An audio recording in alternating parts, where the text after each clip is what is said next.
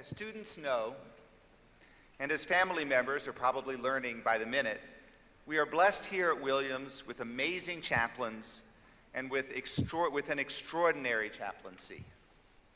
One reason for the latter is that the former have, by their own account, taken so deeply to heart the teachings of today's speaker. Her more than 20 books on world religions deepen our understanding of these faith traditions, and particularly their commonalities. Please welcome her, Karen Armstrong.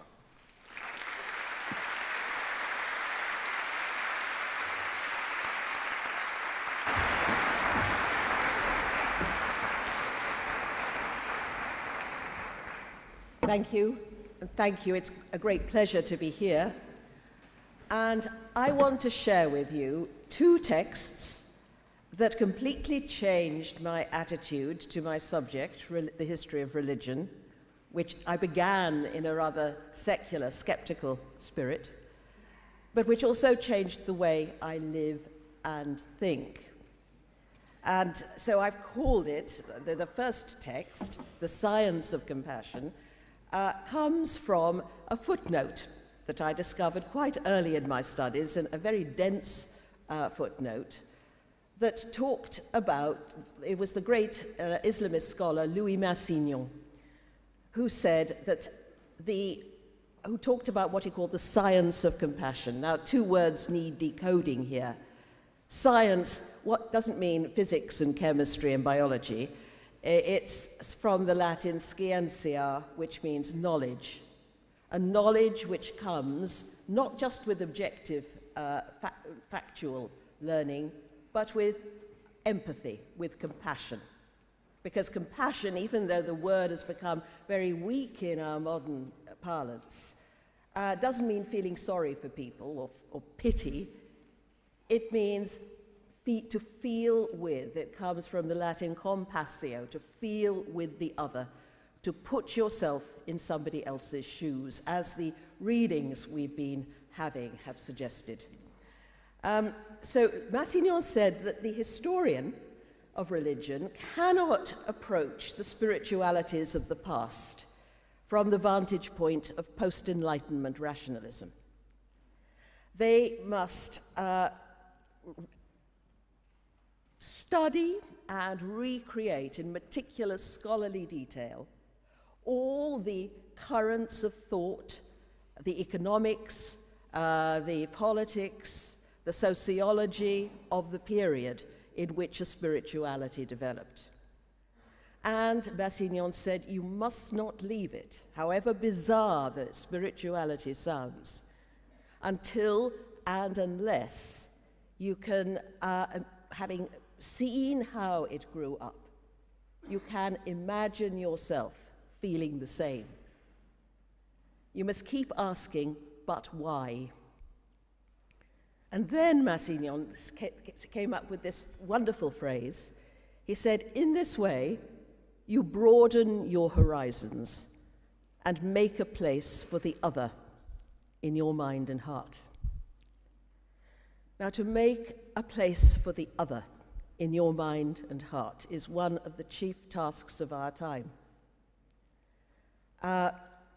All the great world religions, not just the three monotheisms, but all of them, have developed quite independently their own version of what's often called the Golden Rule.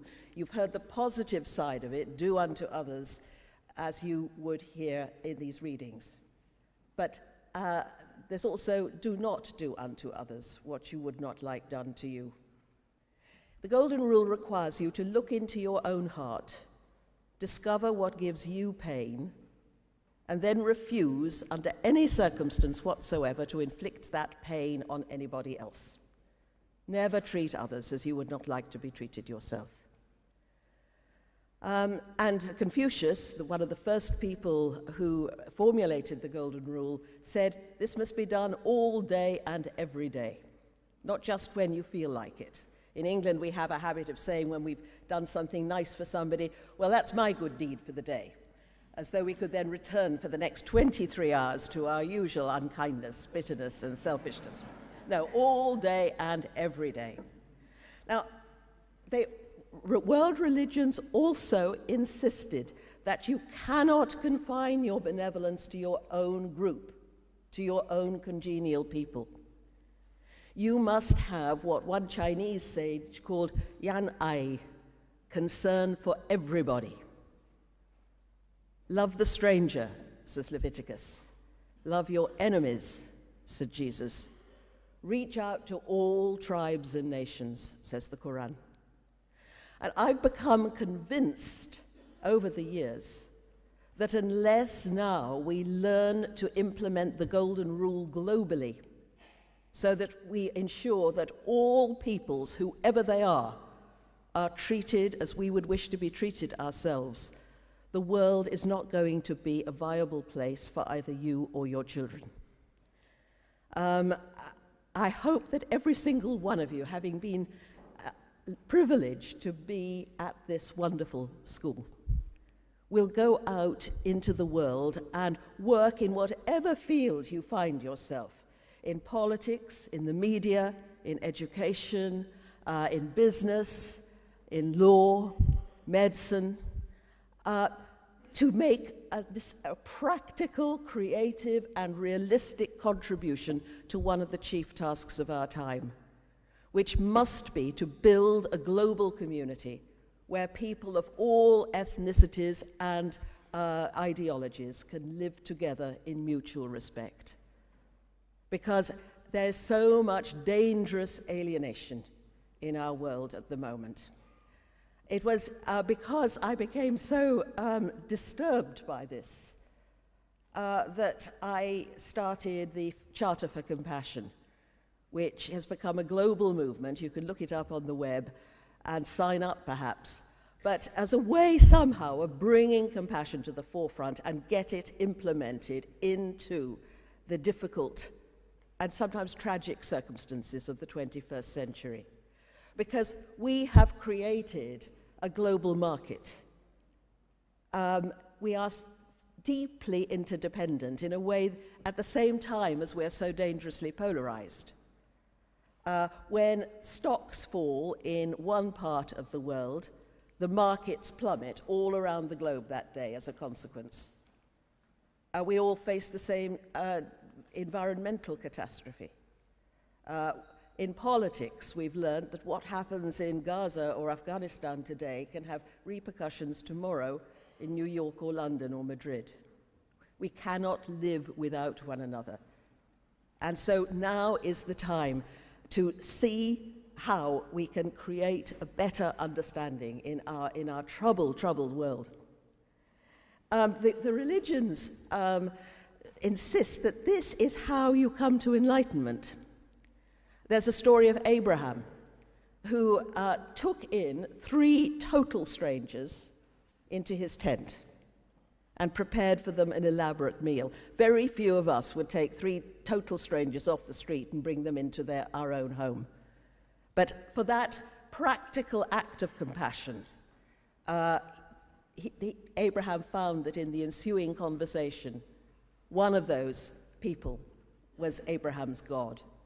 It had led, the act of charity and compassion to total strangers had led to a divine encounter. Similarly, in the Gospels, there's the story of the disciples after the crucifixion of Jesus going home going to Emmaus, a nearby village in Jerusalem. And they're looking very, very sad, and Jesus is crucified, all their hopes are dashed. And a stranger comes along. They don't know who it is. And he says, what's troubling you? I can see you're very distressed. Can I help? I'm always slightly relieved that those disciples weren't Brits, because with their usual reticence, they would have said, oh, no, thanks, we're fine. And that would have been the end of the whole story. But no, they opened their hearts to this total stranger who could have laughed at them in their vulnerable state, rubbished them. And as a result, you know what happened. They let this stranger change their view of their religion. The stranger takes them through their scriptures. It lets them change them. The encounter changes them. And as a result, of course, they realize that this stranger was Christ. And Luke is telling us that you will see the risen Christ when you study the scriptures together, when you break bread together, and when you reach out to the stranger. But the science of compassion requires us to remember how little we know. And that may seem odd to you on this eve of graduation when you are absolutely chock full of knowledge. But I'm quite sure you've also learned in this exceptional university that you've only just scratched the surface of your discipline. There's so much more to learn. Try and keep tight hold of this insight, because we're living in a very omniscient society. We think we can collect information at the click of a mouse, and our airways are clogged with phone-ins and chat shows where people are encouraged, quite rightly, to hold forth about their various views. Now, if you know a smidgen about some of these topics, you realize that what the amount of actual information that some of the participants have could be comfortably contained on the back of a small postcard. But nevertheless, it doesn't stop us. That we talk about one another even in a very omniscient way. Oh, well, the trouble with her is, as though you could sum up the complex mystery of a single human being in a simple sentence. And we do it with whole cultures, whole traditions, whole nations. Oh, well, the trouble with Islam is. This is dangerous, and it goes not only against the grain of our religious traditions, it also goes against the grain of the Western rational tradition as founded by Socrates. On the last day of his life, Socrates said to his judges and executors that he was wise only in one respect, that he knew nothing at all. And the people who used to come to talk to Socrates and have a dialogue with him, they usually thought they knew exactly what they were talking about. But after half an hour of Socrates' relentless questioning, they discovered, much to their distress, that they didn't know the first thing about such basic matters as courage or justice or goodness. And the end of a Socratic dialogue, as reported by Plato, usually ends with all the participants scratching their heads and saying, "We know nothing at all. We've got to go back to school and begin all over again." And at that moment, Socrates said, "You have become a philosopher, because you've realized how little you know." One of the things we have to do is listen to one another. Again, we're very good at talking in modern culture, but we're not so good at listening. When you see debates sometimes on television or in your parliament, it's quite clear that when one of the participants is speaking, the others aren't really listening with open ears and heart. They're thinking of the next clever remark that they're going to make that will wipe the floor with their opponents. We're constantly talking about dialogue and the importance of dialogue, and dialogue is important, but there's very little of it going on today. It's not enough for us in politics or the law courts or even academia to seek the truth. We also have to defeat and humiliate our opponents. And when we loftily say we want to enter into dialogue with a people, very often what we're saying is we want to bludgeon them into accepting our point of view. Now, what Socrates, the founder of the dialogue, said was there is no point in going into dialogue unless you're prepared to be changed and altered by the encounter and realize the limitations of your knowledge. One of the things I think we really have to do is to listen to the tales of suffering that we hear around the world.